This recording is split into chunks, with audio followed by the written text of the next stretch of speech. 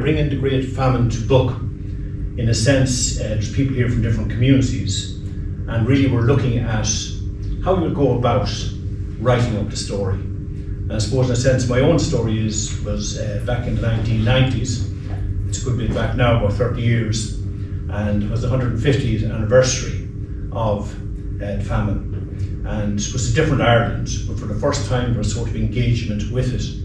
And some of us here decided to kind of maybe look at the local famine graveyard, which had stray horses in it, and started doing something with it. And from that, I got really interested in it. My wife often says, how are you always involved in something so depressing, so upsetting, so whatever. And in fact, it's anything but. It's, I suppose historians looking at it in a sense, when something major like that happens to a society, in a sense the front and back door is opened, everything is revealed. The different workings of the community in particular is revealed by the severity of the crisis. So it's very, very interesting in that sense there. And of course, since then, there's been a huge amount written on it. So that's the kind of background to it. And of course, I'd say anyone here would be thinking about doing it for their own local area. It's very doable, because one of the things about it, I suppose, the famine is an awful lot of source material was generated with government officials coming down to look at places, people sending up petitions. So in other words, there's a lot of sources. So really, I have a resource pack up here. It's a little bit cumbrous, so I really can't be moving around that much. So just we go along for a while, and then I'll hand it out. It's okay. It's in it because some of them are A3, others are A4, and we'll hand them out eventually. So okay, we'll have a look and a discussion on it. That's the sense of it there. And what I'm going to look at first, I suppose historians would say, no sources, no story. If you don't have sources, you can't do anything. It's speculative and it's not provable. So you have to have sources. Of course, you know, at the end of lots of books you have references, very carefully done. Other books have areas for further study. But generally the one that's really reckoned is the one with the detailed sources. And say, for example, each one might have 2 or 3 different annotations just to prove it, okay? That's the sense of it there. So that's what I want to look at first. And then we'll have a look maybe at the case study. We just motor along nicely. We'll have a break after a while. I'm not going to speak for an hour. The voice is a little bit husky this morning for some reason, but we're fine. So we'll motor on. We're going to move on.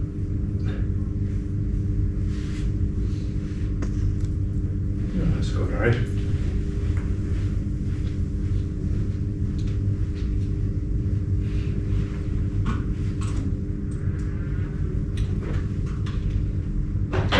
Thanks for that. Now, just looking at the historiography of it, in a sense, you know, for a long, long time after it, there was no talk about it. I suppose you talk about, in a sense, the great silence, and lots of people look at it and say it was survivor guilt, that all of us who survived it did so because of somebody else's shortage or scarcity of resources. So it's one of the extraordinary things about it in Ireland. It was the last great famine in Europe, of course, but very little written about it. And the 100th anniversary of it, for example, that was 1945. It was a very different Ireland than today. You can imagine just the end of the Second World War, rationing, the emergency and so forth.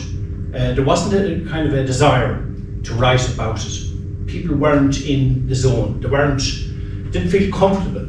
In a sense, I would always say it cast a huge shadow, in fact, up to about the 1960s. There was poverty and emigration were 2 things were very much associated with the famine. It was unrelenting, decade in, decade out. The only country in Europe with a massively falling population, declining all the time, as you know, right up to the 50s.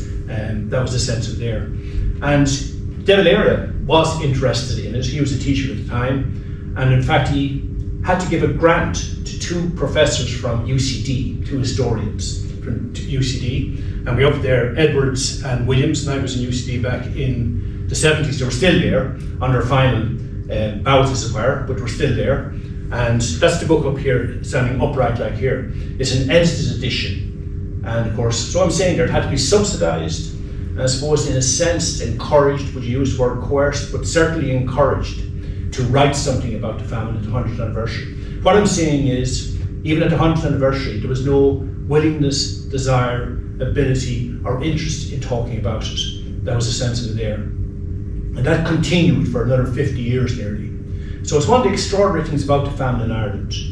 Ignoring it, not talking about it, not writing about it, and that's very much the case up to comparatively recently. One exception to that, the Folklore Commission was established in the 30s, and a particular part of that was dedicated to famine memories. That was a very important part of the story. And we talk about folklore, the veracity of it, how you judge it. You have to be careful with it, but it really is important in my sense of it, because it's the stories of ordinary folk who are down at ground level, who experienced it and heard the stories from their grandparents and so forth. So that was the Folklore Commission. As you know, there was a book here launched recently. I don't know if I have it here. In fact, just to mention it there, Seamus O'Brien, he was a politician here. He was chair of the county council, so it's good to see them doing something like that. And he brought all the stories together here in this book here, Tales of Westmeath. So you get a full sense of it there. It's online as well, but some people prefer to see it in written form like that there. So that was the Folklore Commission. And back then, the 1960s, an English sociologist stroke historian, lady, Cecil Woodham Smith, and some of the greatest writers on the famine, in fact, have been women. I don't know if it's in around empathy, that sense of understanding the real hardship and distress and starvation suffered by our people, because we have, her book is a classic. If you ever want to read it, it's probably one of the best history books ever written in Ireland, just pulsating with descriptive material. Now, it probably may err on the side of exaggeration, somewhat, but taking that apart, it certainly brings it to life. It's an extremely moving book. It's one of the best books I've ever read, and she wrote that there. Now, if you go to 1995, a complete change. There's a word there, I suppose, sesquicentennial, is that the word? 150th anniversary. And in a sense, the country was on the cusp of the Celtic Tiger. Emigration had been replaced by immigration. You have growing population, motorways being built. We're on a very different Ireland. What I'm suggesting there is that as the country got wealthy, it got the confidence to confront it. And that's a huge aspect of it. From that moment on, there's been multiple publications, massive studies, national commemorations, national famine ways along the canals, you know yourselves, an atlas of the famine. It's endless, right? You have sculptures in many, many towns, including here in Mullingar, right? And just even stopping at that for a minute, some people say, how would you have had a famine here in Westmeath? You'd probably think it's more associated with Skibbereen. But if you think of one statistic there, population of Westmeath before the famine, 144,000. At the end of the 50s, I suppose the nadir, the most, I suppose, distressing moment of our history, the 50s, the vanishing Irish we're talking about, it was that bad. The population of Westmeath was 52,000. So think of those two stats there. Okay? Now it's increased since, but hasn't reached anything like it up to the 90s now in the county. Okay? So that's a sense of it, of course. What I'm saying there is every single place has its own famine story. Every place, every village, townland, district elected division, county and so forth has a story to tell. They're told from all over the country. And you can see some of I just mentioned there, some of the things, of course, the museum in Strokestown, national commemoration around the country, famine walks, memorials I mentioned there, and conferences and publications.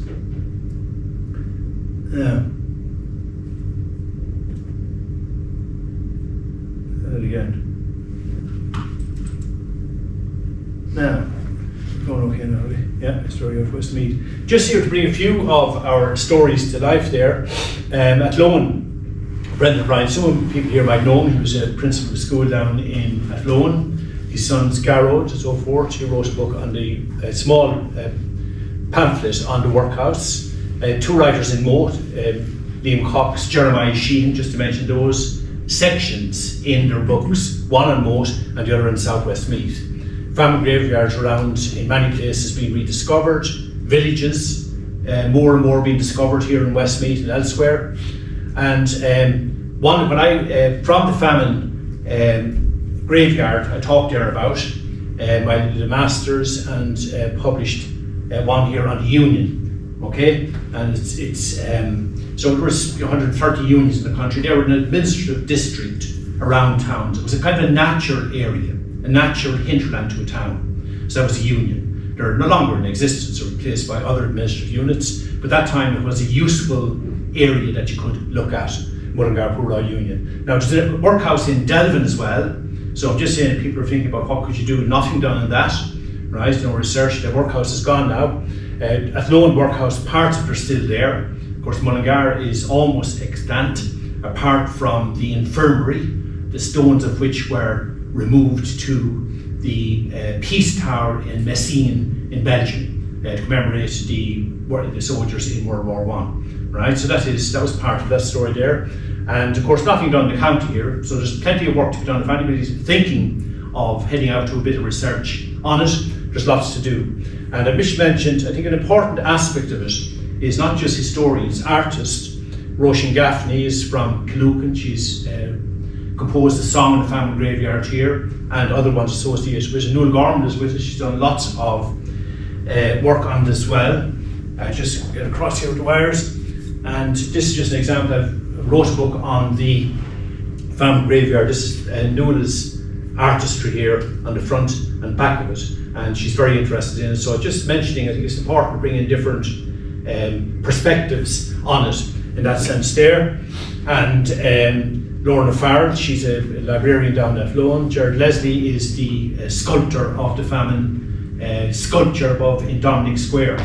You know, they're up there. It's supposed to have water flowing in it, but very well to Greta. And so just mentioning that there in a sense.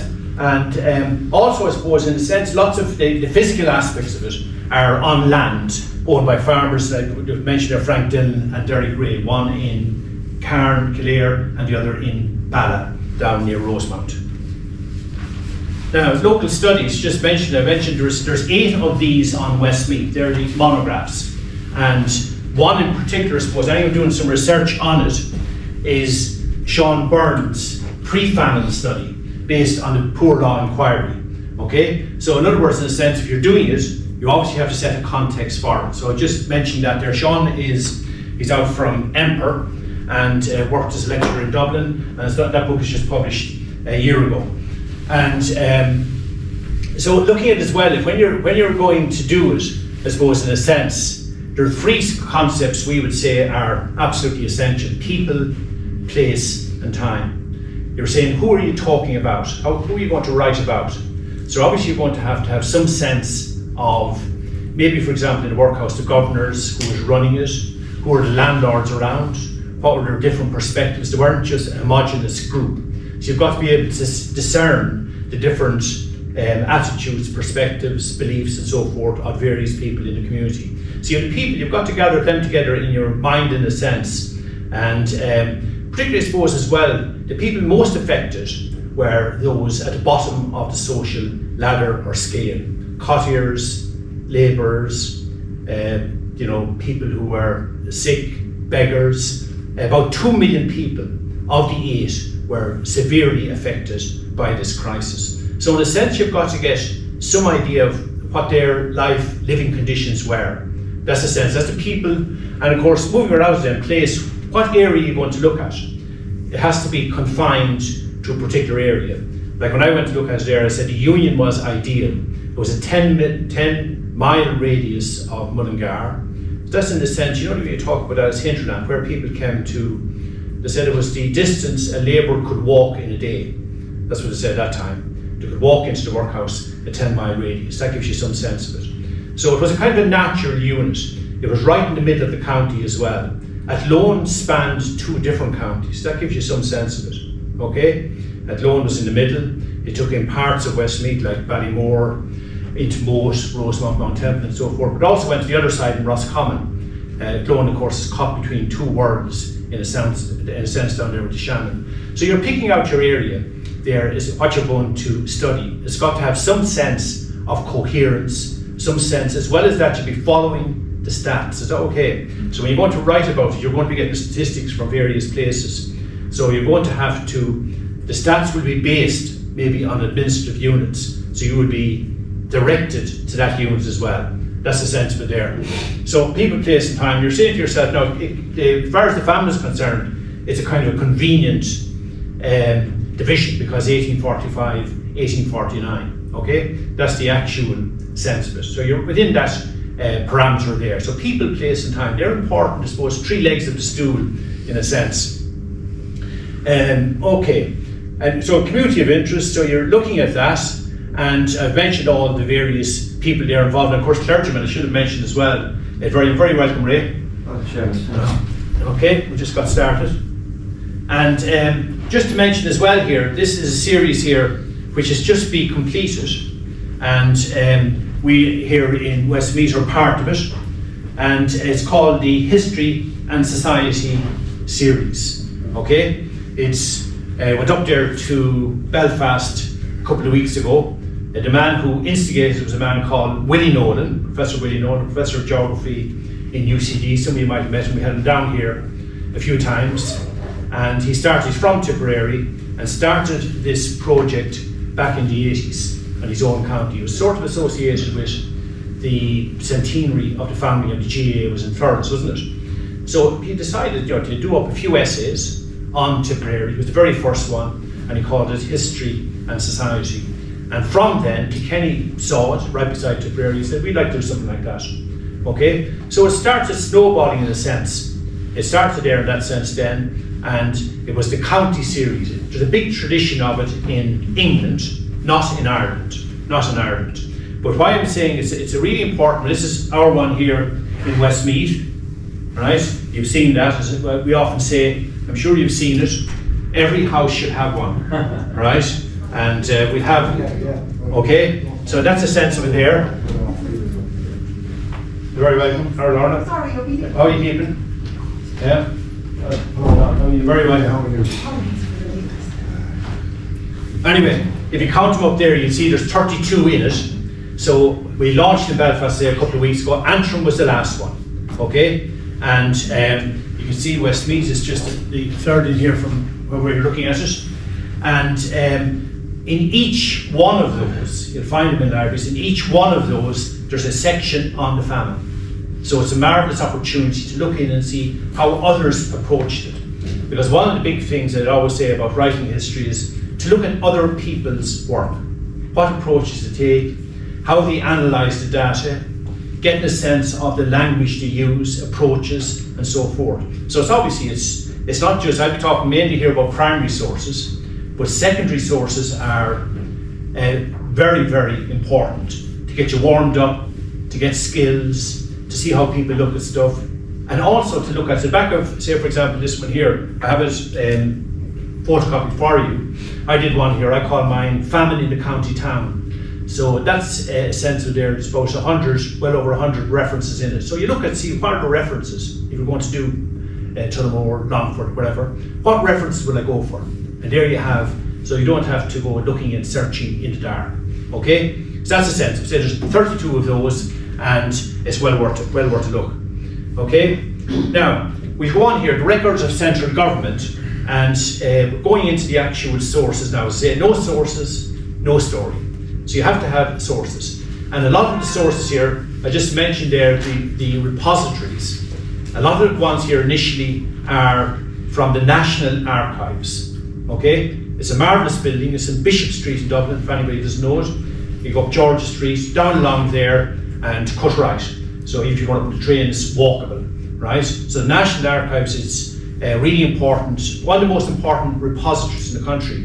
And to give us some sense of it, I mentioned the two historians there, Williams and Edwards. Edwards in particular, Dudley Edwards, his daughter now is a historian, you might have heard about him. He actually pushed to have this established. It's only established since the 1980s, the National Archives.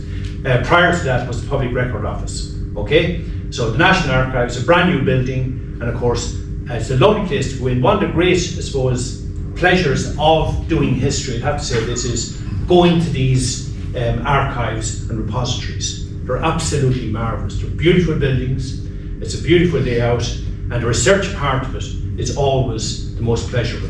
It's always, just to mention that, okay? And what we have here, the first few slides I have here are the relief commission papers. A commission was set up. Very welcome, Jonathan.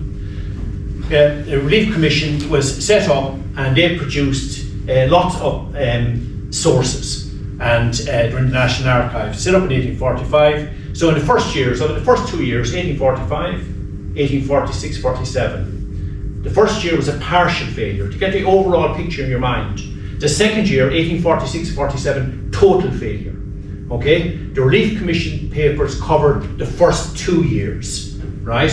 Then we're going into 1848, the harvest. That year, 1847's harvest wasn't affected by it, but very few potatoes sown. So there was a bad harvest. 1848, okay, and 1849, here in Westmeath, another big shortage as well. Okay, so you get the overall story, what was the extent of the failure, and you're building your story around that. So you have various ones, it goes down through there. You heard about the Indian meal depots set up, bringing in Indian maize as a replacement. Relief committees were set up here all over Westmeath, in Clonkill, Killucan, Raharney, Ballymore, wherever you're talking about. The OPW, Public Works, were initiated. And you have also constabulary reports, for example. The RIC went around and described what they saw on the ground.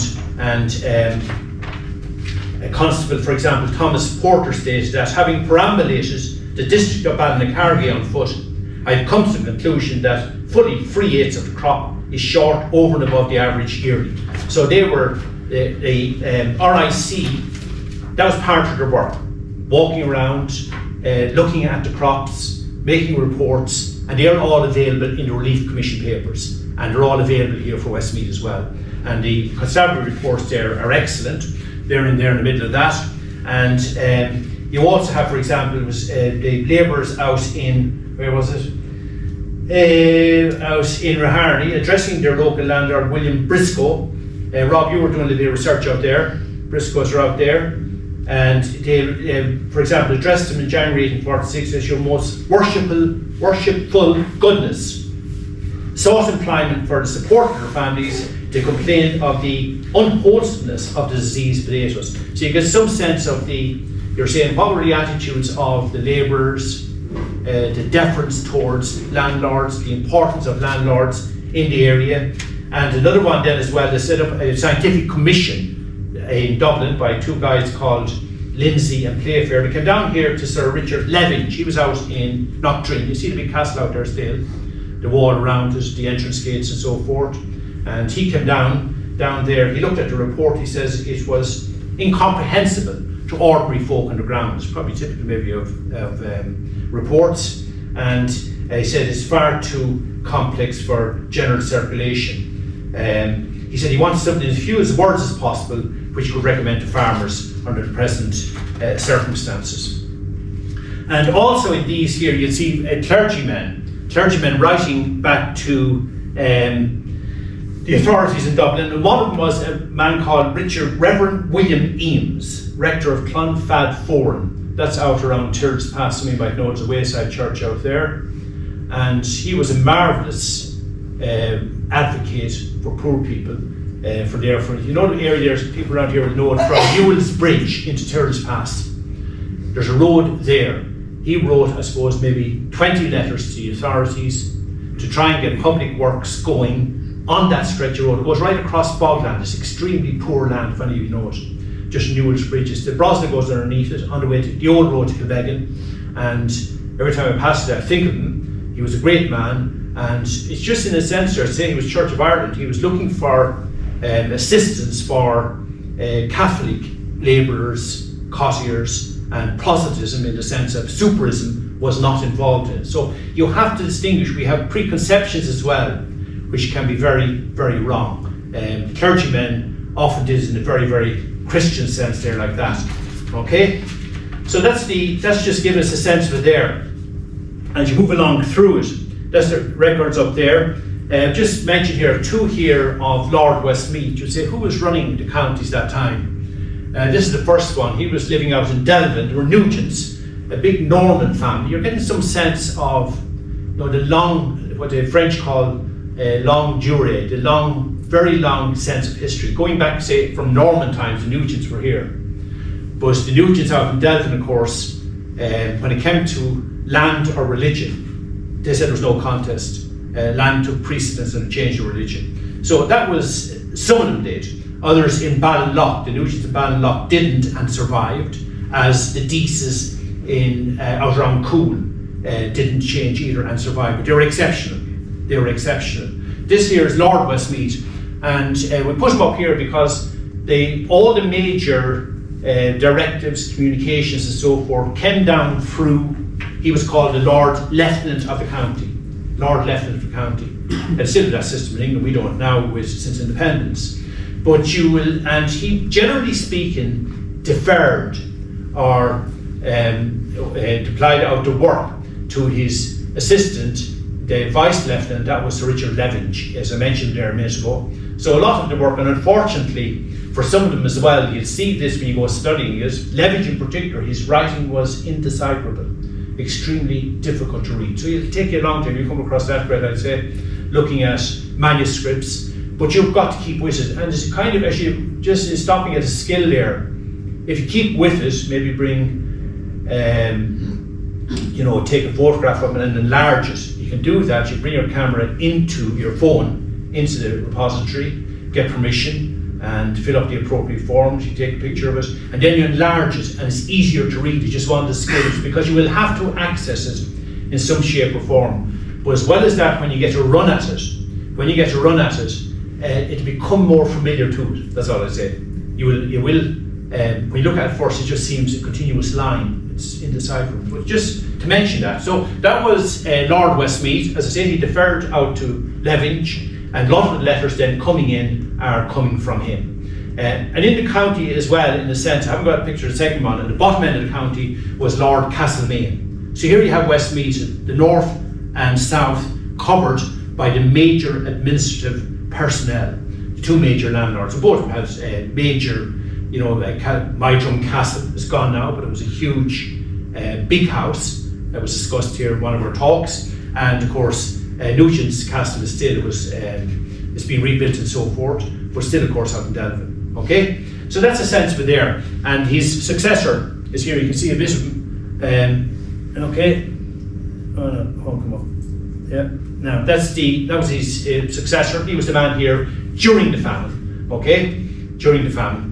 So now the rest of them, moving along through then, there are various data. You see RLFC3. That's simply, they're just the archivist's ways of doing it in the National Archives. The Relief Commission papers, series 3. And once again, you can see I put in the dates there that they cover, and you have detailed descriptions. They often sent down poor law officers down into the Union and to give a general report. And they're marvellous reports, easy to read and really important. But they're in the middle of it. Okay, so you get a sense there from that.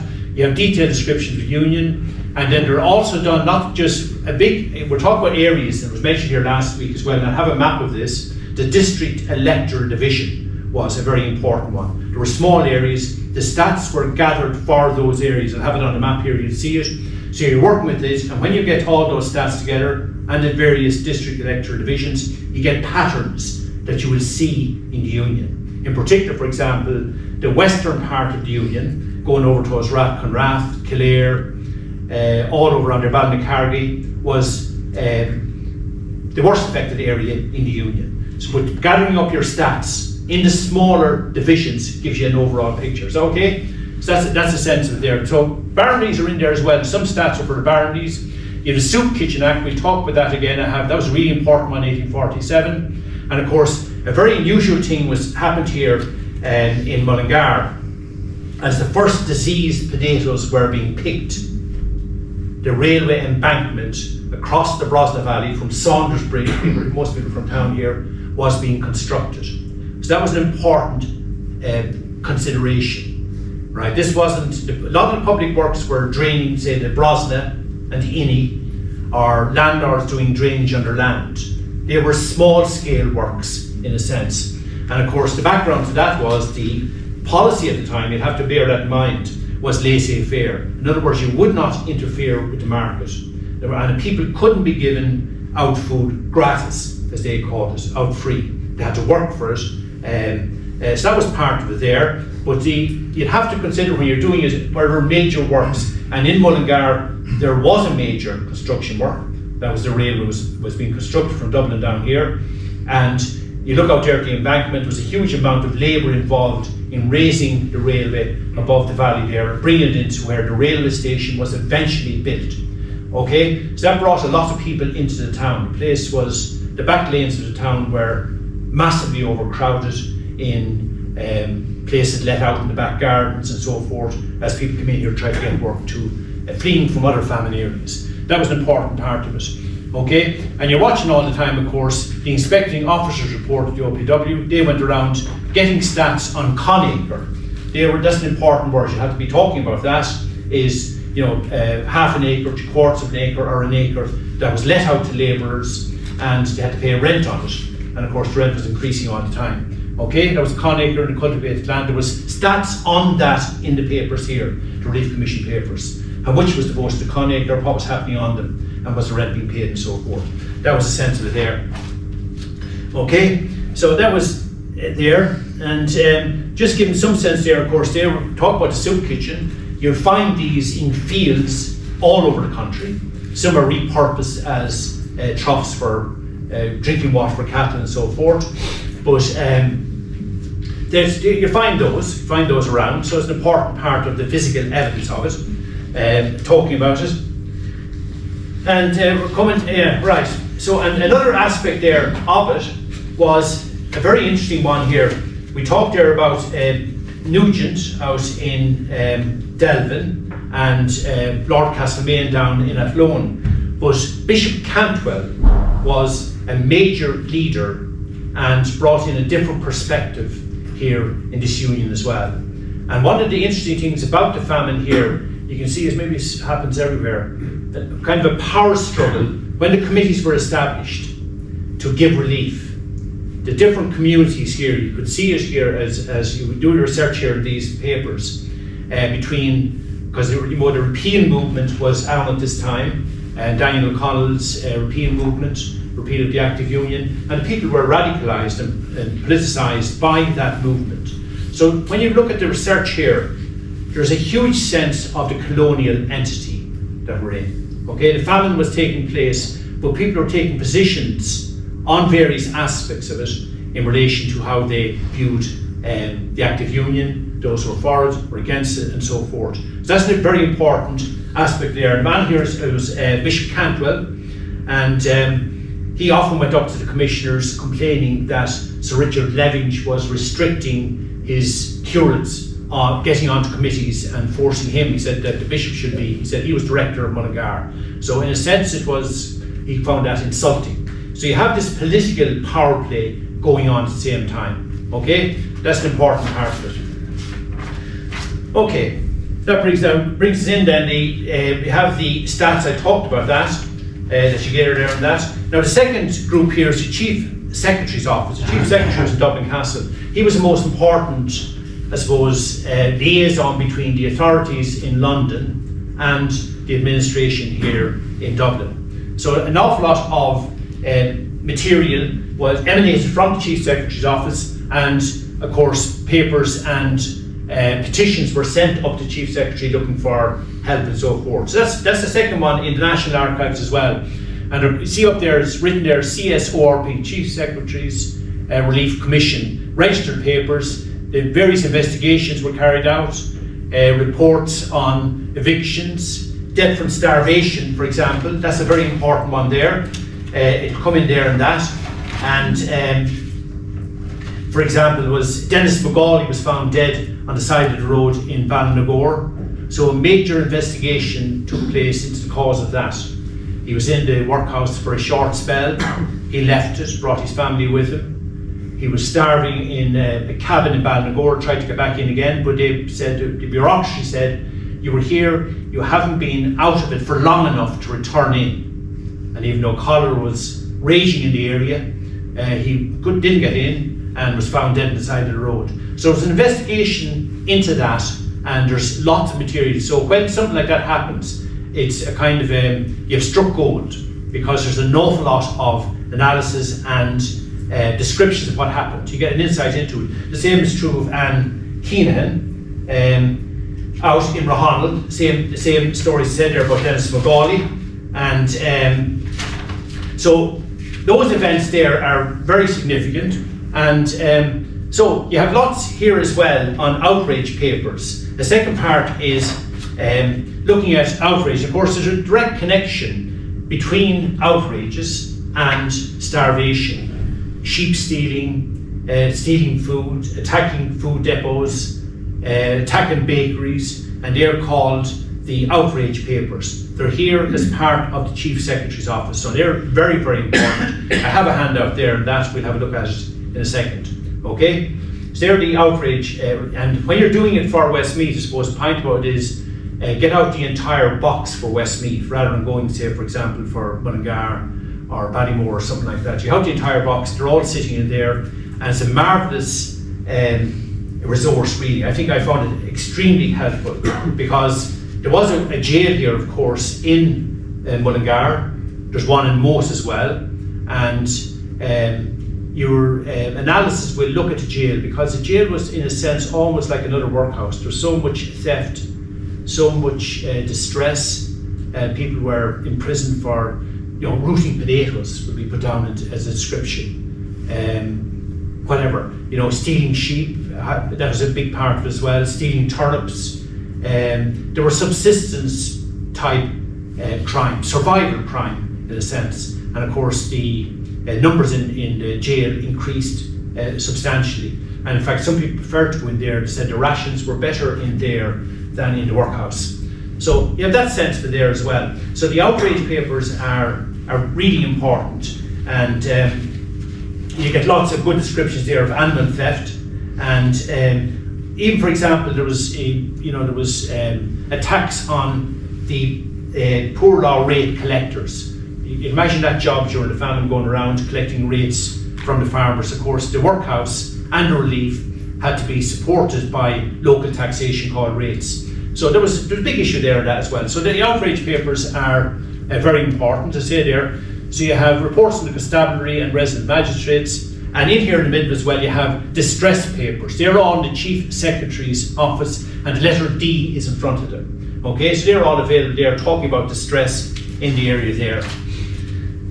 Okay, and here is an example here. It was Ribbonism, secret societies, and of course they were enforcing the law. In a sense, it's an interesting one. I remember when I was doing my research, when I was doing it first, I had a sense that the 2 million I talked about at the bottom of the social scale were helpless, they were victims, that they were really distressed and so forth.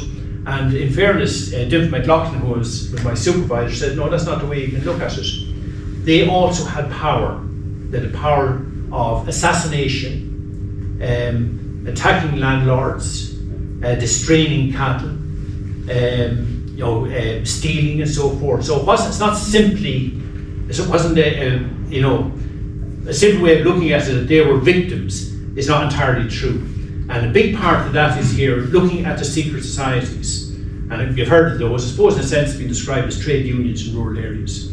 But they were all over the county and were very active at this time. There was murders, attacks, people who took land from others, which others had been evicted, were shot at. And so we see that here, a man called McKeown in Lynn out the road, a man called Scally from Cairn, the hill of Cairn that we talked about before, was imprisoned for shooting him. So you have that, that's another aspect of it there. So they're all in the outrage papers.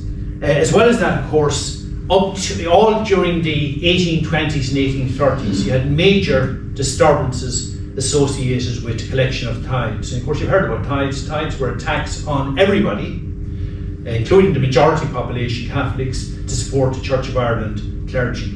Okay, so they weren't popular. The tithe wars, you'd see there, for example, huge riot in Moat, nearly 30,000 people came into town from all over the place. And Jeremiah Sheehan talks about a secret society salient from Moat over towards Rosemount and Mount Temple, all that area there. So you get There's lots of them. We have handouts on that as well here, just to have a look at it. We have a break in the middle. So that's an important part of it there. And the title plotment, mentioning those, of course, you'll find out great contextual information in the title plotment books, with people's names that you can correlate with rentals associated with landlords and so forth. So that's another important source there. Now, prison registers. These are also, you'll find these in the National Archives. And what I mentioned up there, Grangegorman, is now I think it's a modern university in Dublin. It's being changed with, I think, Lewis connections out to it and so forth. But it was the first female prison in what's called the United Kingdom at that time. And lots of people, you go through, once again, the prison registers in the National Archives, and you can go in, you can get in around those and see the effects on people there. And for example, I have one here, there was a female prison in Grangegorman, and Jane Kieran from Mullingar was imprisoned 10 times in 1849 for crimes ranging from stealing geese, being a common night walker, being in possession of a shawl, a pair of boots, and a loaf of bread. Okay? The vast majority of those imprisoned in Grangegorman were Catholics, illiterate, had no trade. So you're in around there, you're getting more effects there, and you're seeing it on a particular part of the population as well, in the sense of it was a female prison. So you have also up here, we come down through the convict reference files. They're another great source. These are people looking for amelioration of their sentence. So as they send up saying, listen, they're looking for a reduction in the sentence and so forth, you're finding out more about them again. And they're once again available in the National Archives. I see one down here. Most prisoners were serving time for larceny. James and Mary Maloney, for example, were sentenced to 3 weeks hard labour for rooting potatoes. So when the potatoes were dug, the poor often went back out into the fields, looking for poreens, digging them up with sticks and so forth. But when caught at that, they ended up in prison. And the same was true. One of the wonder crops at this time was, of course, the turnip. It was supposed to bring nitrogen back into the soil. It was promoted by the Agricultural Improvement Societies. And the farmers then, of course, it wasn't just landlords. Of course, anyone over 30 acres was basically unaffected by the famine. Basically unaffected from this way. And when you do your research, you will see that sort of gradation, not just from those with half an acre living in a mud cabin, but also went up to small farmers, 5 and 10 acres, and everybody under 30 was vulnerable. So that was you have to discern that from your sources. And of course, those over 30 acres were growing the turnips and so forth as part of the crop rotation, and they built what's called turnip mining houses, and people got jobs sitting in those, watching the turnips. So that gives you a sense of it as well. And they come up in the convict reference files. Another one up there is the Transportation Register, which is a marvellous document. It's in the National Archives. All of those transported, their height, their age, sex, so forth, all tabulated in the transportation records. And there's marvellous material there. Many of the people awaiting transportation were down in the jail here in Mullingar. And of course, when the train came here in 1848, they transported them up on train up to what's called the hulks and on to Tasmania and Van Diemen's Land in Australia and so forth. But all of those, you can find out the names and they'll say all the physical dimensions, what they were in prison for, and being transported for 5 years, 7 years and so forth for stealing sheep or whatever. It was a pretty drastic response to any of those crimes. But it's a great to say there's got the name, age, date of birth and so forth, and the crime and that they were in for. So that's that one there. There's the jail, where it is, its name is still preserved there. Part of the wall is down there, and part of the building itself. The governor's house, of course, is in your right as you go down in past the library. Okay? Now, another one, as we move along here nicely now, a big one is parliamentary papers, right? These were reports from the Poor Law Commissioners, select committees of the House of Commons, parliamentary commissions, and for example, two of the big ones here were the Poor Law Inquiry of the 1830s. And I mentioned that up there with Sean O'Brien's book. That's a marvellous report. It went to Westmeath was covered, right? 17 counties, and luckily for us, Westmeath is covered. And it's a marvellous resource.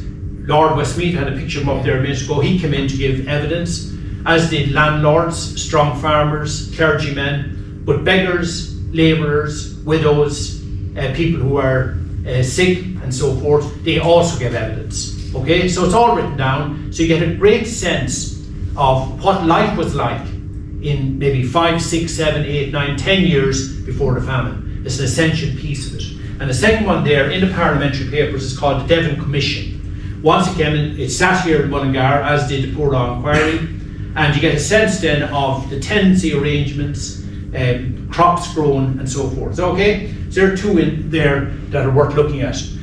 Now, they're available in various repositories, say in Maynooth University, in the National Library, and also the Irish University Press did a series of them in the 1960s, and they're done on a thematic basis, and they're extremely useful. So that's the Irish University Press. I think they're down in the library, Great, aren't they? Yes. They're all in the library, and it's a marvellous source for stats, reports, descriptions, and you'll have to go through it and you find your area in it. But they're the parliamentary papers. I think they're really important, and of course referencing then is significant as well. So we mentioned the Poor Law Commission there. We said, for example, the man we mentioned there, Reverend William Eames, rector of Clonfad, reported that labourers earn between £6 and £8 per annum, he told the Commission. But he estimates that it cost the able-bodied labourer for potatoes, meal and milk without meat at any time £7, 10 pence. So you can see we're talking about subsistence, barely surviving. So he gives the actual stats there from near Tyrrell's Pass. Okay? Yeah, the Devon Commission, you mentioned that, the arrangements. In the middle of the parliamentary papers as well, of course, you have the census returns, getting the population for the particular area. You have 1841 and 1851. So you'll be able to do your bar charts, line charts. The census returns are an excellent source, and they're done by baronies, parishes and towns. And a huge part of it as well is, for example, in the type of housing. That's a really important one. And the one we're looking at often is, there's 4 classes tabulated. The first class, obviously a landlord house. Second class, maybe a businessman's house here in Main Street in Mullingar. Third and fourth, often indistinguishable. But the 4th class house in particular was the one that we're looking at. Often mud walled cabins, thatched, no chimney, a door with letting out smoke in it. So you get a sense of it there in that. And Sean O'Brien, what's it get here in this one? Where it went to? Gives a good description of it. We'll find it later on maybe. Yeah, I've got it there. Gives a great description of there. And for example, in Mullingar, before the famine, about 35% of the houses were described as 4th class. After the famine, they'd been completely swept away. It went down to 10%. That's in the space of 5 years. So in a sense there, you can see, we often think of famine that is pervasive, that is covering an entire country. And of course, it's anything but. Many people benefited, were able to sell meal at exorbitant prices, sell whatever they had stored up, acquire extra land. And it was only one segment of the population that was affected, and that was those in those type of houses, the 4th class houses. And everywhere across the country, they were almost obliterated, almost, not entirely. But that's the way you would get some sense of the effect of a famine in a particular area. Okay? Because you go around here, say for example in Mullingar Poor Law Union, one thing jumps out when you look at it here, and these are all based on district electoral divisions. See them up here? District electoral divisions. Okay? That's the ones we're talking about. We'll have a map of that in a minute. But you can then see, say for example in Rathconrath, up to 40% of the population queued for soup.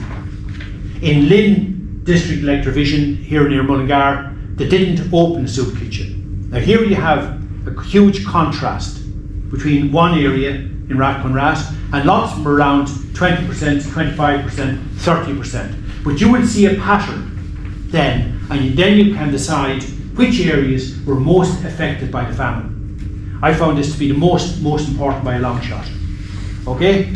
So you look that up, the source is there. We hand you out the reference to the source in a minute.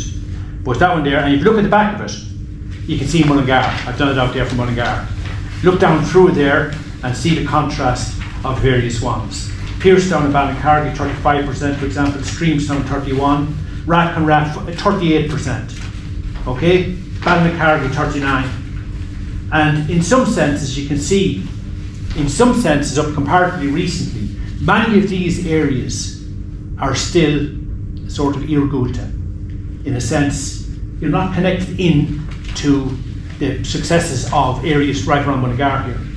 So in other words, you're looking at the long-term effects there. But that is, you can look down through there, and the percentage take up there, the first, don't mind the other stats here, don't mind just the first one. The percentages are in the first column here.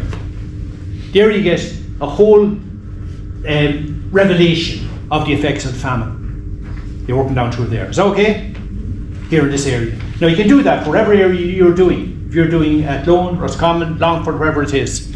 Okay? I'm in the way there. No, you're okay? Right? Is that okay? Anyone, any questions on that? Well, just a question in general there. Yeah. Just as a complete sort of layperson. Yeah. Being introduced to all this by yourself over the last few years, yeah. and all this information. You know, I'm just amazed at the level of reportage and sort of there seemed to be a hunger for information. Yeah. Given the restrictions at the time, but then you contrast that with the sort of the laissez-faire type, you know, the ultra sort of extreme market economy. Yeah. You know, yeah. so it's not quite like a modern day libertarian type, you know, view of things. No, that's true. It was, you know, in a sense, see what people looked at is, you could say there, Ray, the active union was here for just under 50 years at this stage, and people asked the question: if this had happened in Yorkshire, would you have had the same reaction? The conclusion here, say for example politically, was it wouldn't have been the same reaction. Despite the laissez-faire attitudes, that there would have been a different response. So therefore what it said in Ireland was, we're not really part of the union, we're simply a convenient annex to it. When the crisis comes, you're on your own. And essentially, for example, the government said, for example, in 1847, the famine is over. It's all finished. Everything else you're going to do now, you must get into your own pockets, the landlords, the farmers, everybody here. You're doing it yourselves now. They pulled out. And that's in the context of Mullingar here, for example. The worst year of the famine here was 1849. But they said it's all over. So in a sense there, for example, and just maybe exaggerate slightly, bringing your story on, when you go up to Belfast, for example, many of the gables of the houses, there's murals of the famine, in a sense. So it was a big part. It had huge significance long term. Because of the people who went to America in particular. Now, they went to North America, we talked about, they went to Argentina, South America, went to Australia, New Zealand and all that. But particularly in America, that was where the leverage for independence came.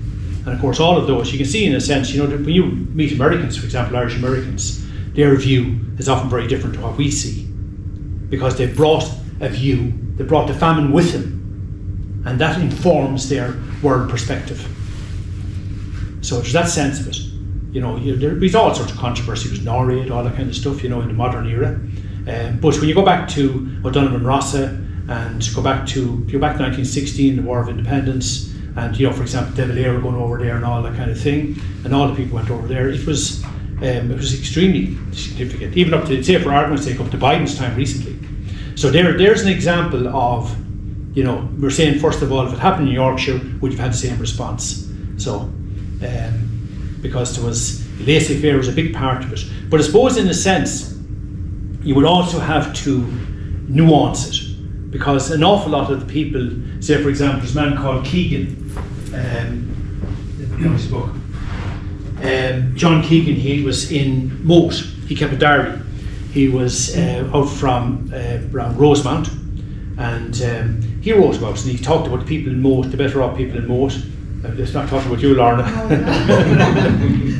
But he said, for example, they closed their doors to those seeking help.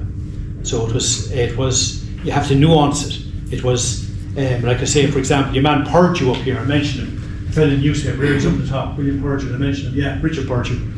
And he had an office above in, that time was called, I think it was Earl Street. And he said he looked out the window. He said he couldn't see down the road with all the meal carts coming around from Castle Street, winding their way up to the Market Square to sell the stuff, right? And of course, they're very exorbitant prices. That was because no potatoes, they had oats. And so in other words, it was, you'd have to nuance it. It wasn't just a matter of them and us, in a sense. It's much more complicated. You have to go dig down deep into it. It's not just a simple matter of the famine was caused by whoever. On that, Seamus, Yeah. what you're saying, the likes of the meal carts. I remember doing the thing in Newton, Yeah. talking to Ray Gillespie, and he was talking about food riots, that sort of stuff. Yeah. Is there any evidence that there was food riots?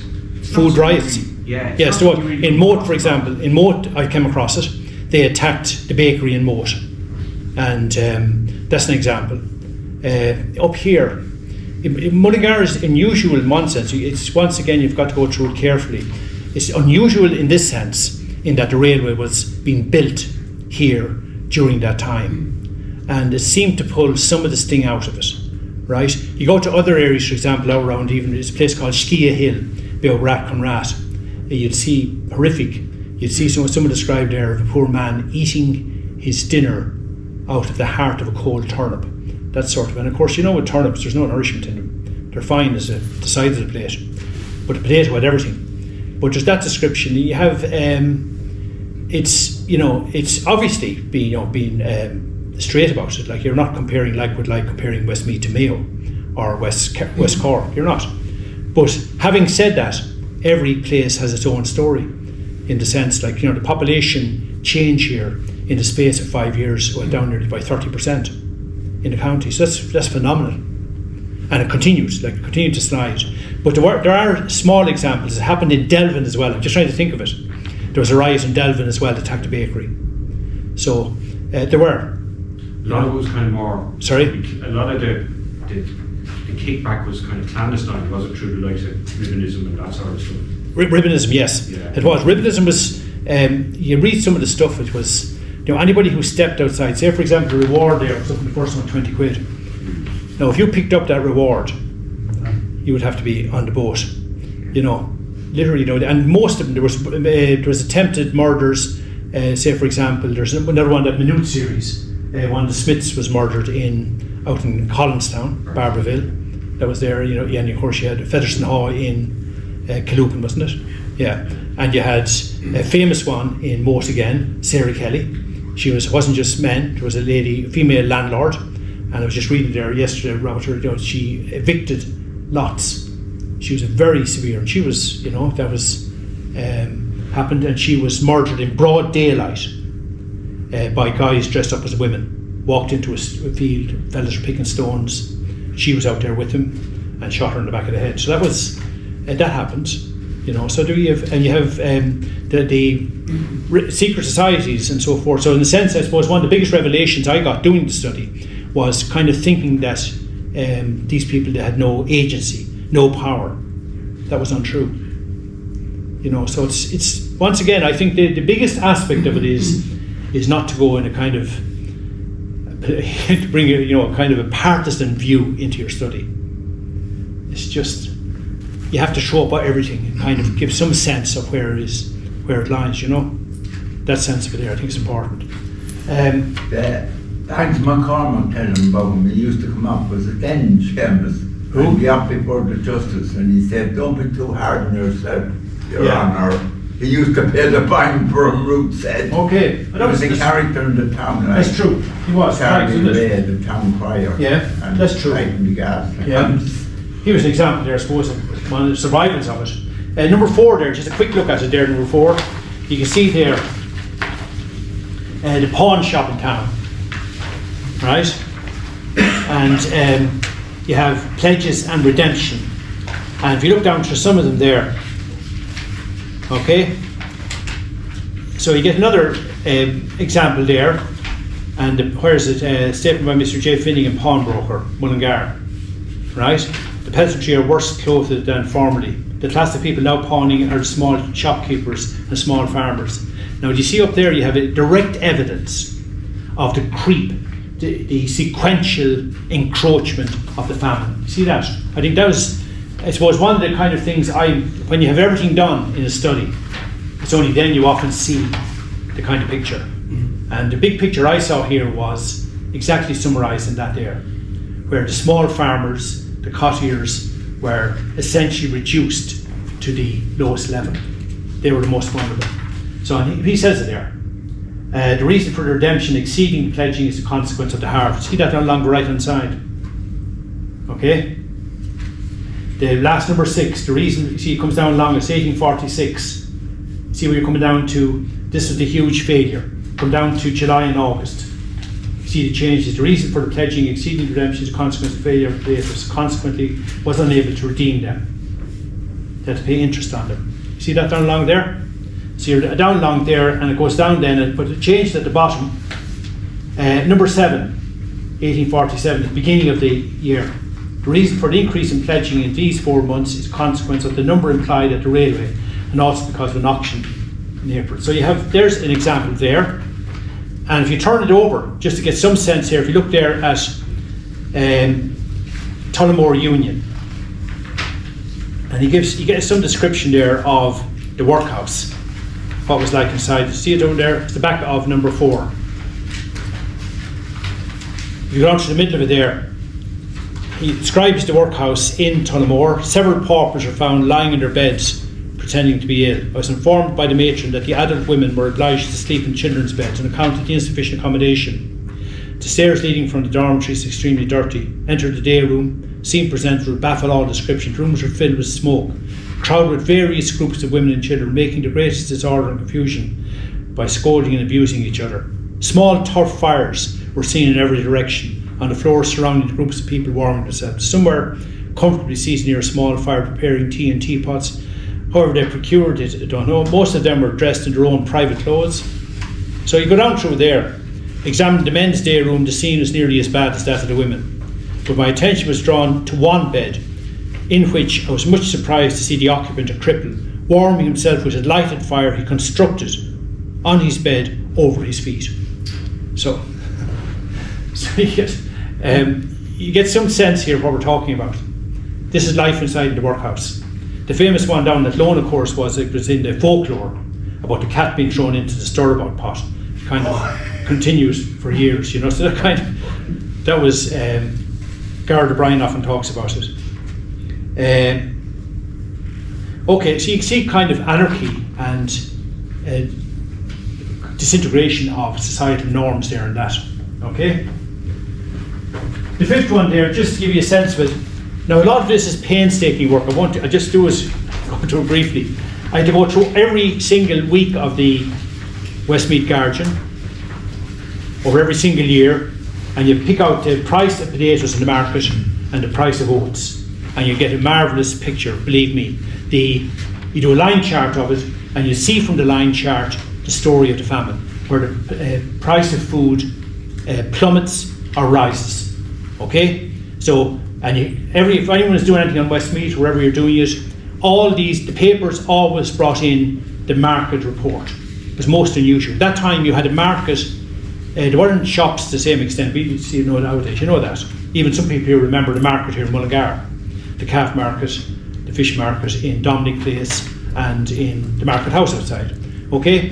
But at that time, most of the produce from the land, potatoes, vegetables, fowl, meat and so forth, were sold at the market. And the prices here give you an insight into what was happening. Okay? Because obviously the price of food. Okay? Another one there, number 6, I got this from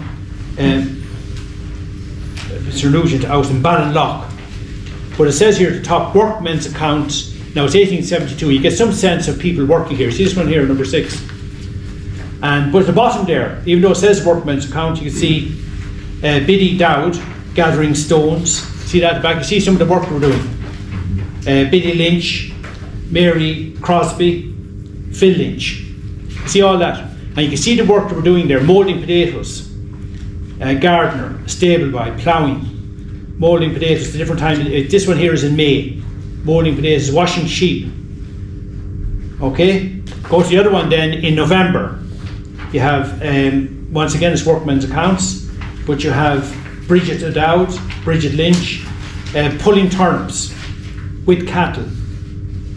Other jobs there, yardman, stall fencing, carting manure.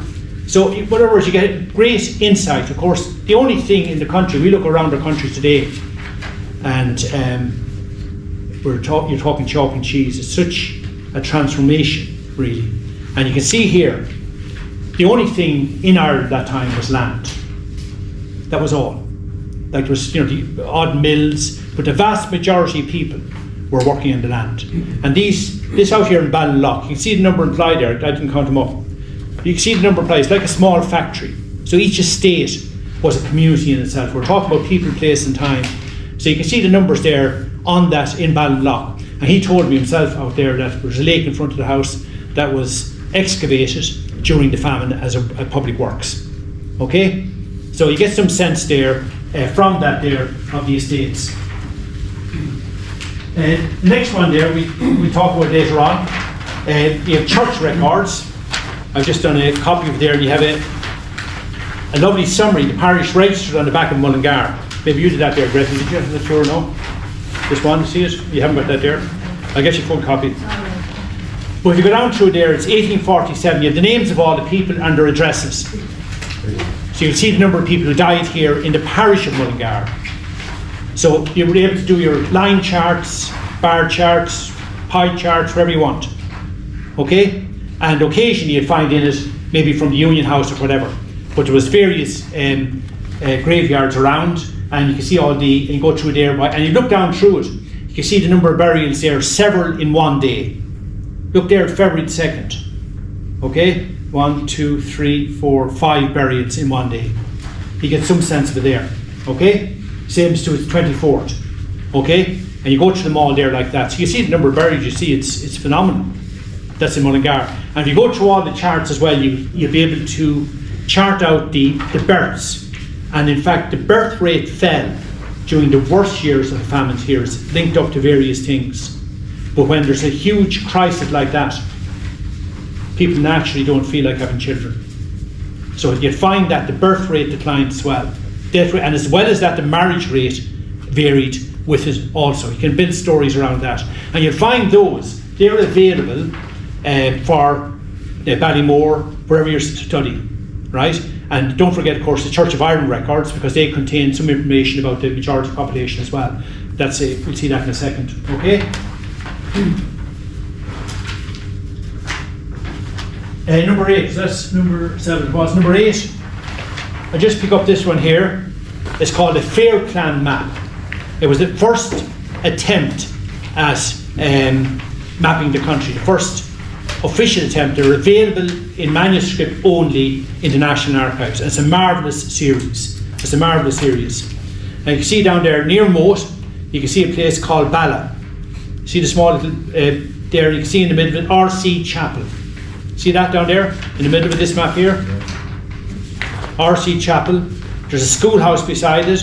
To see the smithy in the small village, wells, the gravel pit, and a public house. There was 40 public houses mapped in Westmeath. Okay? But that was that village, and that's one of the famine villages.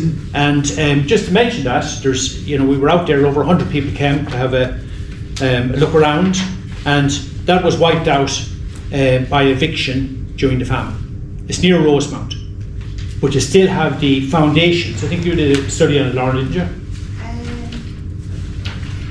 Well, you done an essay on it. Right. Okay. But the foundations of the house are there, aren't they? They are. Yeah. And the old 18th century church. The church closed in 1845, and the one opened. As well as that, it's interesting. It was 1846. The one opened in Rosemount. If you notice, the church in Rosemount, and gives another sense of the famine as well. They're saying, how could they afford to build such a fine church in the middle of such a crisis. Many such were built, and there's a story to ponder. Okay? In other words, not black and white. Okay? So you had churches being built during the middle of a major crisis. Okay? So there's an example there. Okay? So, and one part of it, the obvious one, we were saying, how could you be diverting funds to church building during a crisis? But the other part of it was, and the Poor Law Inquiry brought it up, there was massive underemployment.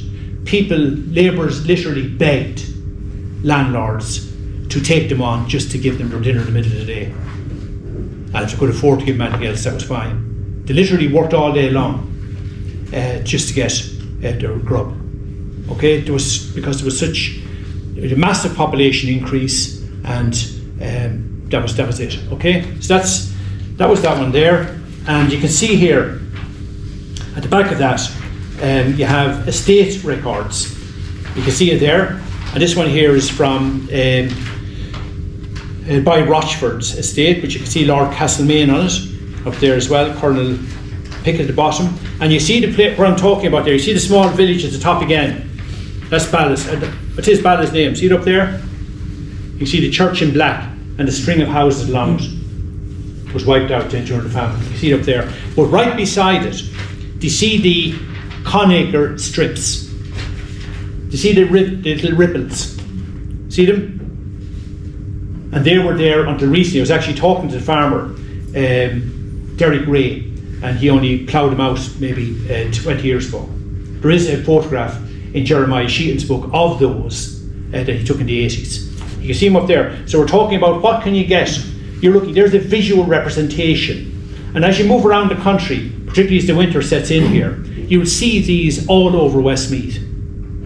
They're one of the most, and of course they were used for, some are wider cultivation, they were used for oats.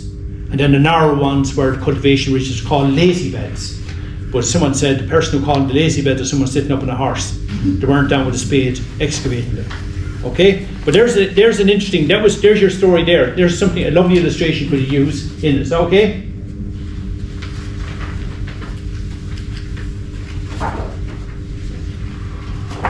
I think you have this one, number 9. I'm just there talking about this one here. Now we're going into a little bit, but examples of what you can draw yourself from the map to make a story. This is the same one here, Bala again, we're talking about. But on the back of that page, you have just a bit of context. Oliver Goldsmith's house in Lissay, and of course he was the first to talk about deserted village. In other words, that time it was of course the encroachment of pastoral farming, where there was a change, the land was enclosed, fields were created, and villages, small villages that people lived in were deserted. So that was the first, this is well before the famine, 100 years before the famine. Okay? And looking at map sources again, this one here, what number is it? Number 10. This here is Listen Agree. I think that's down around Rosemount, Lauren, isn't it? Yeah. Is it near Rosemount? It is. Streamtown and Rosemount. Sorry? Between Streamtown and Rosemount. Streamtown and Rosemount, Listen Agree. But look what we find on it. You have all the details on the left there. You have to get your magnifying glass out for that one. It's a rental. Okay? You have a rental. But look what's on the rental. Look at the image of the railway going down through the area. See the Midland Great Western Railway? That's the Greenway Railway. They've done okay? So you get lovely, see this, a lovely depiction of the old railway. And of course that railway, in a sense, came too late for some of the communities down there because it only started after the famine. Started 1851, I think. Okay?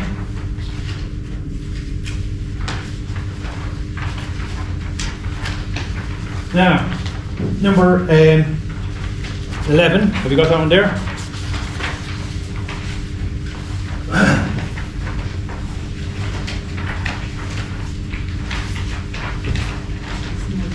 I suppose sometimes this happens, you're doing research.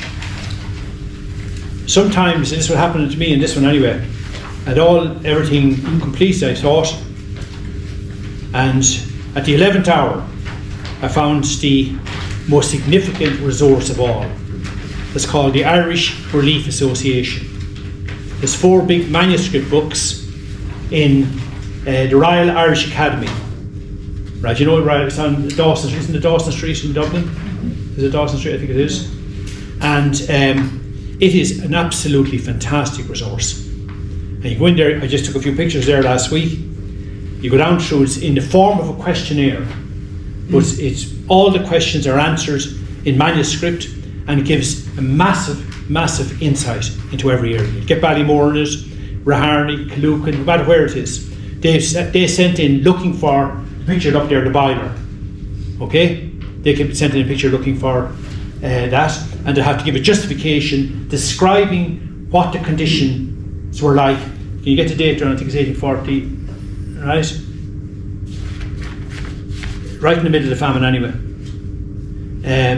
But it's, you couldn't emphasise it enough. It's an absolutely marvellous resource, and available, of course, it's not available online. You'd have to go up there, and you can see at the top of this one here, this one came in from, where is it?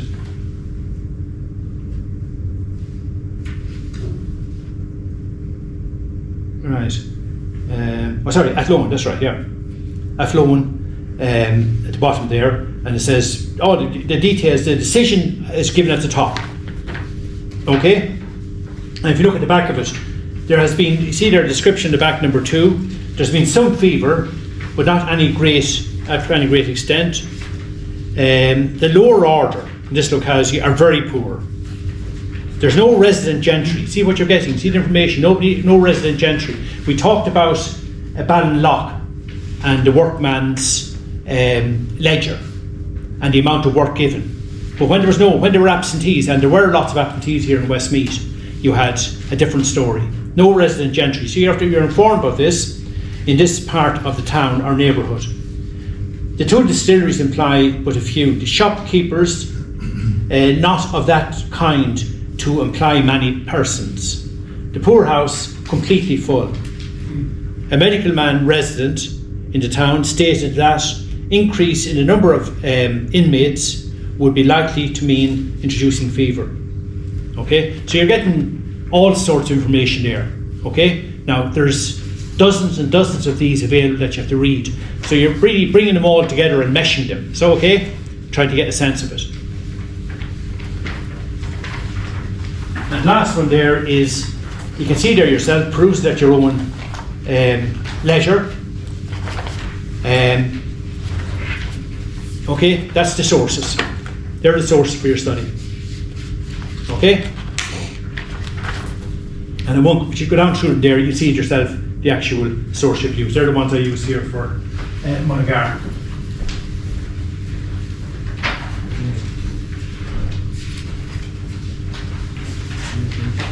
Any questions at all? Is everybody happy?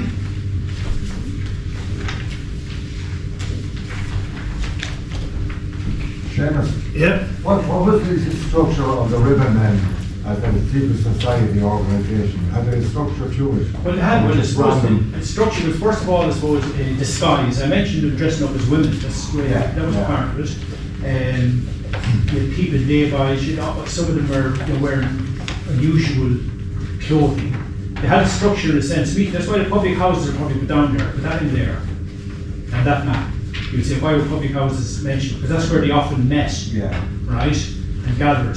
The structure would be very much around townlands in a small area. You'd find lots of evidence, for example, in Kilbeggan, and I'm just thinking out there.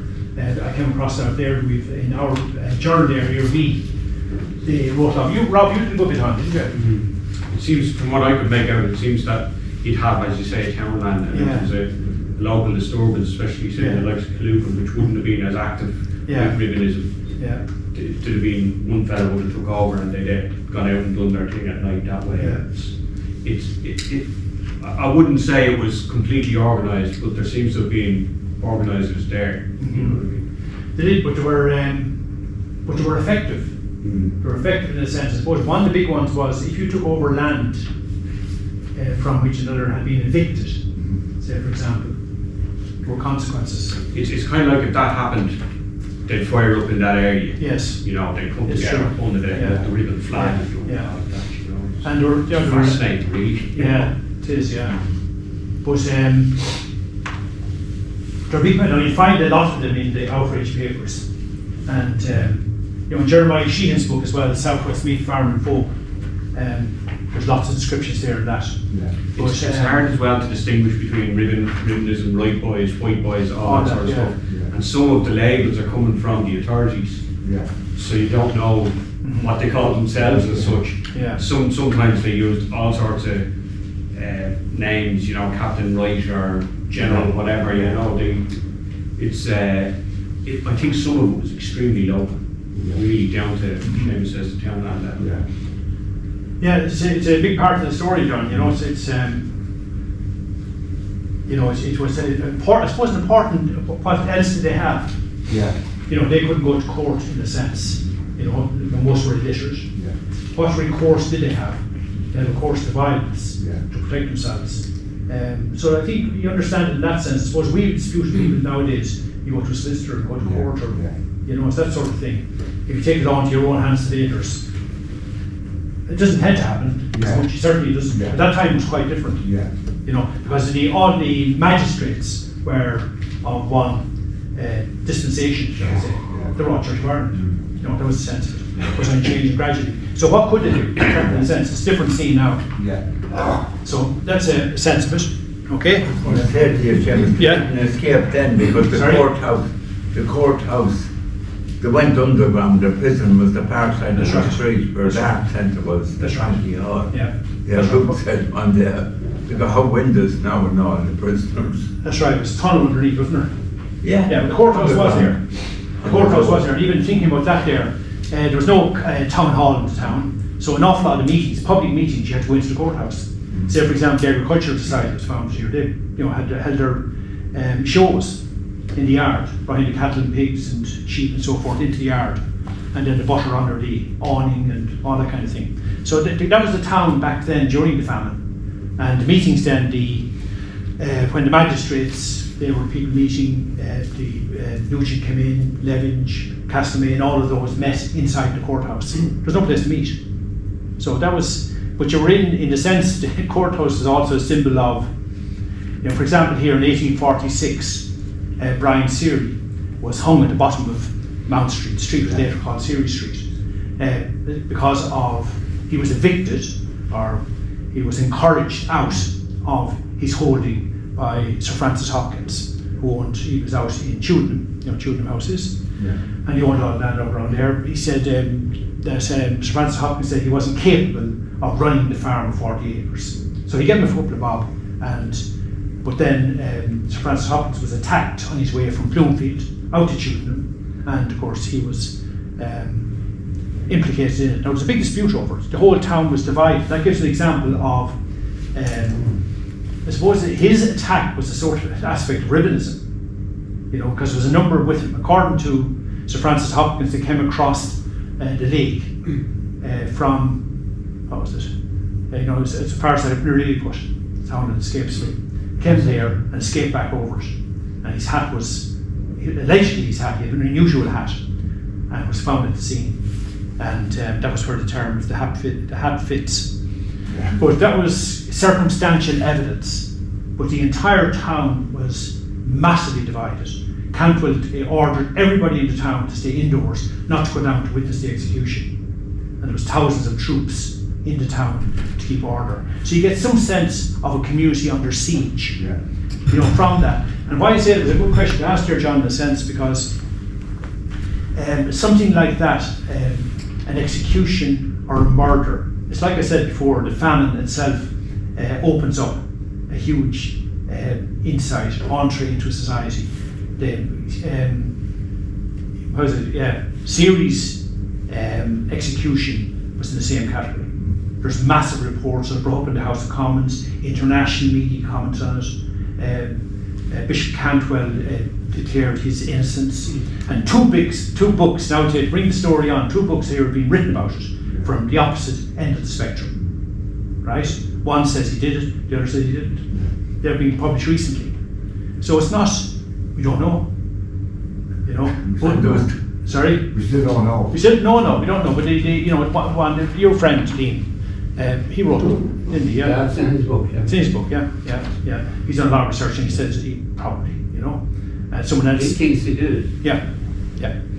Jack Kieran was another, he's a local historian, he said he didn't. Yeah. So it's that sort of sense of it there. It was the circumstantial evidence, and there was 2 trials, and Yeah, sorry. 2 trials, and the first trial had 2 Catholics on it, and the second trial didn't have any. So there was the problem, right? There was another one then, Seamus, the station master, must have been the Reverend Rutan Byard. He was That's right. supposed to have about 10 kids, he was dismissed, and the station master was assassinated. That's right. Yeah, back in the 1870s. Yeah. So that's part of it as well. Yeah. So listen, they're a great opportunity to kind of, as fellas says, drill down the Syria one in particular, because there's so many reports on it and so many descriptions. You get an absolute privileged insight into everything happening here, and it's happening in the middle. And it was interesting because one aspect of it was when he was attacked, when Sir Francis Hapgood was attacked, suddenly the entire gentry class in the county gathered in the courthouse. And someone said, "Why didn't you gather to discuss the potato failure?" And then he replied, "Oh, the big business will be the potato failure may be mentioned at the end." So you have, you have that sort of sense of it as well, right? And of course, it came shortly after a huge massacre in Castlepollard. That's you heard all about that. At a fair day where the police, some of the police, they opened fire on a crowd in Castlepollard. I think there could have been 10 killed. Right, so then it was all that kind of thing. It's kind of it's coming like that. That's an example of it as well. So you have all that, and so nothing is forgotten, of course. Yeah, that's the sense of it. Yeah. Thanks very much. Yeah, you're very welcome. Very welcome. Some of the landlords referred to them as almost, they said, these Eskimo huts, the smiling pastures of Westmeath. So there was clearance was undermined, and I suppose in a sense you could say one of the economists at the time was Malthus. You heard about him, and he said population would find its own level naturally. That the famine was almost a natural event to clear out the excess population. That was a very severe judgment on it, obviously for those who were affected, but that was a Malthusian perspective on it. Okay, there's Jerry. Okay. So what I'm saying there, in a sense, I suppose, if you're looking at publication as well, like illustrations are a crucial part of it. So something like this here is, it's a really important part of it. Okay, from the same artist, of course. Daniel Connell was described as king of the beggars. That was a sense of it. And you got some sense of there. You see the Bianconi coaches coming around in towns, you'd see people describe it, and hordes of people gathering around and begging from the people being transported around the country. So that was a sense of it.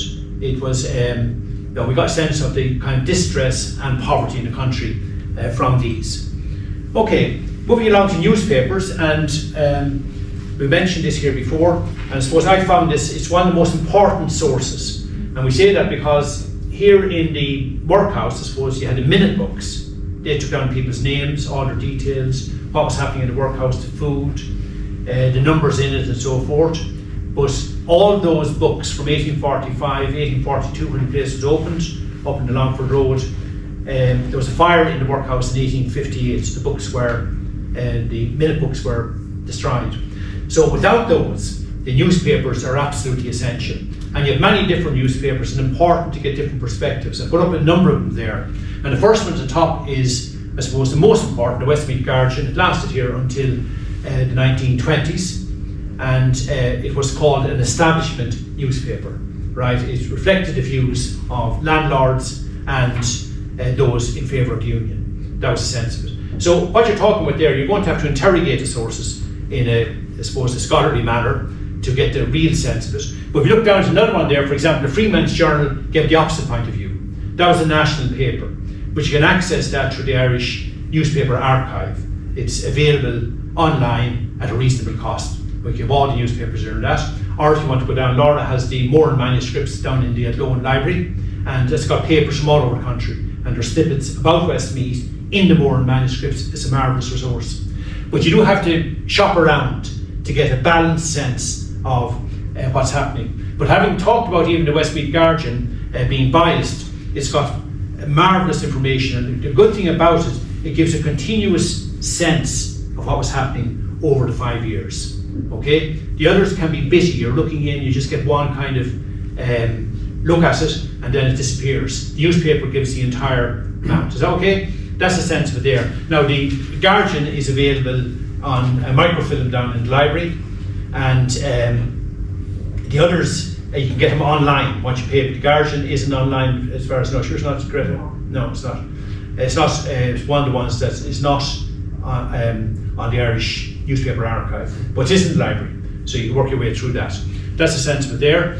So the Moran manuscripts you mentioned, those others there, the Westmeath Independent course still available, and it gives all sorts of things there. Without the workhouse book, we can't find out how many were in. So it's a really important aspect. It was built to house 800. At the height of the famine here, you had 2,500 people, refugees from the famine, in the town, out of a population of less than 5,000. So you get some sense of the effect of the famine on the town. But 60% of the people in the town will be described as famine refugees, housed in various places around the town: the workhouse, an old brewery up there where Dolan's pub is, a corn mill up at the Dublin Bridge, the market house out here. There was fever patients in there in the market house, and out in Rahan and so forth. So you get a sense of that. There's a great story to be told there. Looking at the newspapers, you're finding out what was, because they insisted on indoor relief as the famine moved along because it was cheaper. Okay, but first of all with the Indian meal and the soup kitchen and so forth, that was outdoor relief. Okay, so this was that indoor relief gives a sense of it there. So you get numbers in the work: price of provisions, letters from landlords, evictions and death starvation. Okay, you get, and even for example up there, just picking out one of them there, the famine graveyard here in Mullingar. The only evidence we have for when it opened and a sense of what was happening is from the newspaper. Okay, so that's really significant. You had to search long and hard to find a little paragraph in March 1859 saying that this thing happened. So it's, often it's a needle in a haystack, but it's worth it then when you get it. Okay, gentry prizes. Gentry got silver spoons, little gold dishes to store their whatever in, and this, that, and the other. But a cottager got spades, rakes, shears, whatever. So you get insights like that, and you get the names of the cottagers. Okay, so that's very interesting. And as well as that, of course, you can see here the horticulture and agricultural societies met right throughout the famine. So you have two things happening. Here you have bringing in the produce, exhibiting it by one group in society, another group under hindquarters. So that's a sense of it there. That's the Westmeath Guardian. And you can see, obviously no photographs, but you can see the implements for sale here, for improving farming methods. And of course all of these were impacting on the labourers as well, where they went to break up these machines because they were losing the spade work. Okay? Now they're all there as well. We have Cantwell's material. A lot of it is in Rome, by the way. You probably won't get out there. But Bishop Connell has done a book on Cantwell, so you'll find references there, because he saw himself as the leader of the community here. Now that was disputed by John Charles Lyons, was he out in Lediston, and by others around here, the Vinge and so forth. You had a power struggle in the town. So you had work by him. And contemporary works, of course, Lewis's Topographical Dictionary, you may have heard of that, in 2 volumes. That was written just before the famine. It's available now, I think it's in the library, isn't it? Correct? Yeah. As well as the Parliamentary Gazetteer. Now, travellers' accounts are one of my favourites. They're superb. And this book here, people going through on horseback, on barges, on a train, walking or whatever, doing tours. A lot of them are from England. And there's a man here called, he was lecturer up in Maynooth, C.J. Woods, Travellers' Accounts, a source material for the Irish historians. A beautiful book. Absolutely gorgeous book. Everybody who ever passed through here. And of course, now once again, you have to distill what they say. Because often there was an impression given out that the Irish were lazy, unkempt, always out for looking for something for nothing, all that kind of stuff. So you've got to look at it, measure it up, interrogate it. It's a marvellous, marvellous book. And even one almost as good is Jeremiah Sheehan's book, Westmeath as Others Saw It. Moat produced some of the best historians in the country. Isn't that right, Lorna? Liam Cox, Jeremiah Sheehan. Is Patrick Gagan from there? Yeah. What was the man who wrote the book on? There's one, yeah. This one here. His name is Robbins. There's Robbins down there still. Oh, yeah. Joe Robbins. I think he worked in the health board. But he wrote this book. It's called Miasma, Epidemic and Panic in 19th Century Ireland, the Cholera. And of course, we talked about the famine graveyard. The cholera graveyard, there was all sorts of crisis in leading up to the famine. Cholera was here in the 1830s. The cholera graveyard's out Kilpatrick. And this man from Moat wrote a book on it. It's a fabulous book. And also, just immediately about 4 years after the cholera, you had Ihe and Guihamora, 1839. And say, for example, Moat was flattened to the ground almost, 200 houses astride. And the town was changed from one end of the town to the other. So there are two things that happened. You had cholera and the destruction of Ihe and Guihamora. I'm sure you've heard of that, right? That's the lead up to the famine, in a sense. Those two there, travellers' accounts, and also, of course, a lot went to South America. And this man here, Eduardo Coughlin, he wrote a full inventory of all the people who left Westmeath. So that's down in the library as well. Yes, isn't it? Yes. It's got all the details there, right? And of course, the Southern Cross was the paper. That's available also, isn't it? And you have Cantwell then, we come across Larry writing to who is Cardinal Cullen, talking about, he says, the very best people in Westmeath are leaving to go to Argentina. Obviously, if you're going to Argentina, you needed more money. So the strong farmers, their sons, and he was complaining because one person who was studying for the priesthood was emigrating with his family. He was, so you know all that kind of, that's coming up in the middle as well. That's John Charles Lyons. I mentioned him. He was out in Tudenham, and of course he wrote the history of, I suppose, those who got the land from the Cromwellian settlement in the 17th century, all the way up. So it's the 1700s, 1800s, into the 1900s. A full history of those, as well as the books of, he would say, also his own printing press, which is down in the library. Okay, but he's here during the famine. His letters over to Kew in London, Kew Gardens, of course. He was a great gardener, very interested in that. And of course, if you ever go into it in great detail, of course, you go to the archive in Kew, which is massive. Maybe some people have been there. Folklore, we mentioned Shane Callahan. That's all available online. There's a famine section, and it's very, very good. It's one of the, I suppose, unusual in a sense. It's one of the most successful things we did in the early years of the state, and nothing like that is happening now. Even though there's a whole generation, including myself, I suppose, that people could talk to. That's what was, a lot was born in the 50s, was a very, very different Ireland, and you wonder why isn't it happening? To gather up all that material. But there you are. This is it's a lovely collection, and every small townland, because it's collected by the schools, is included in it. So it's a marvellous collection. Eviction scene and visual source. We brought you through those. The Ordnance Service, Griff's Valuation, Tile Plot Records. They're all. Lots of those maps are down in the library, at Lone and Mullingar, Great, aren't they? All available. And just here, for example, we talked there about when you take your DEDs, and that was on the back of one of the maps there. I should have referenced it. The black map you see in there, the DEDs, you can pick them out. But when you take your, say for example, the soup rations, okay, you can map it out like that. This one here, I've done it in population change. You look at, there's Mullingar. Mullingar's in the centre here, right? In the centre. So you can see how central it was to the Union. But look at the difference in one small part of Ireland, the effect of the famine. See the western section down towards Athlone. You had much greater emigration and in around Mullingar you had population increase. The only DED that increased in population was around Mullingar. We talked about the railway, and we talked about people coming into the town looking for assistance and succour. Okay, that's it there. So you can do your maps like that. And physical evidence, of course, they're all around the place. We talked about those. Talk about the Famine Road in Rathnure. If you're going out along, I remember going out in a bus, going off with youngsters to the Steve Blooms, and we go to Rochester Bridge Road, and they'd be getting lively, they'd be heading out to enjoy themselves. But the bus would be, as you go as far as Dunboden, you know Dunboden, the lovely domain wall built during the famine, the road winds like that. But the minute you hit Rochester Bridge, you hit Dunboden, it's straight as the die. That's the Famine Road.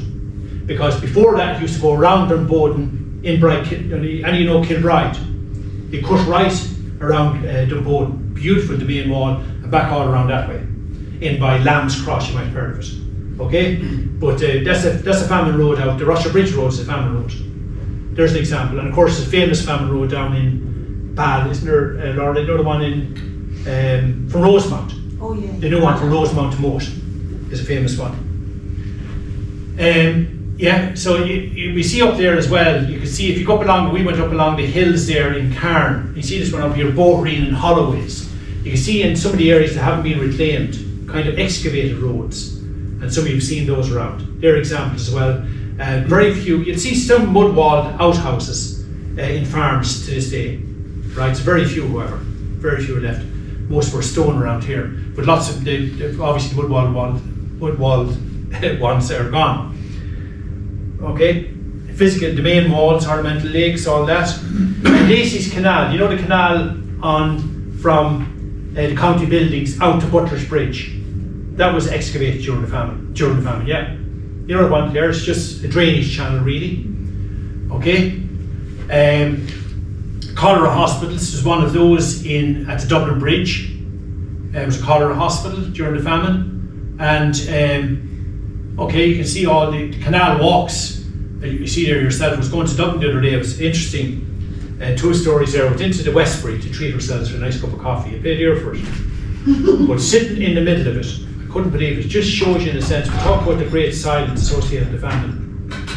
You know the Westbury, up the stairs, upstairs. We sat down, and there in the middle, on a lovely bench, was a famine ship by John Behan. You heard the sculptor John Behan. You know, you'd see the big example of it is the Bottom Crow Patrick. But this is a small one. But just in a sense, I said we've travelled the full journey now when you have a famine ship in the middle of the Westmeath. Because we were ashamed to look at it.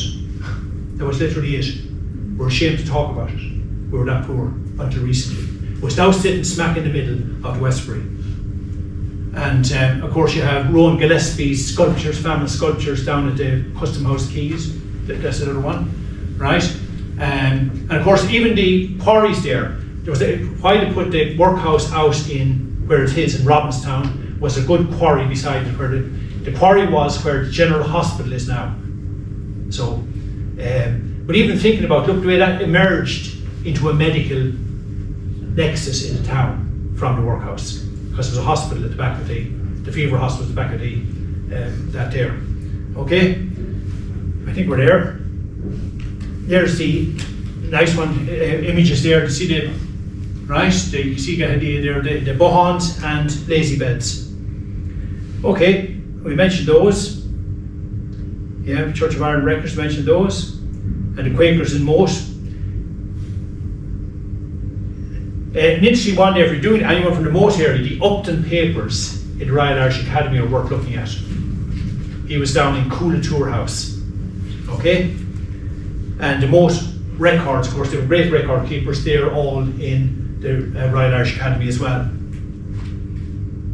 Dr. Bewley. And there's the horticulture side we referenced there a minute ago, and the state records we mentioned. There's lots of those. Ballyfamon Village, Royal Irish Academy publication. So listen, thanks very much. That's it. We'll have a cup of tea there now.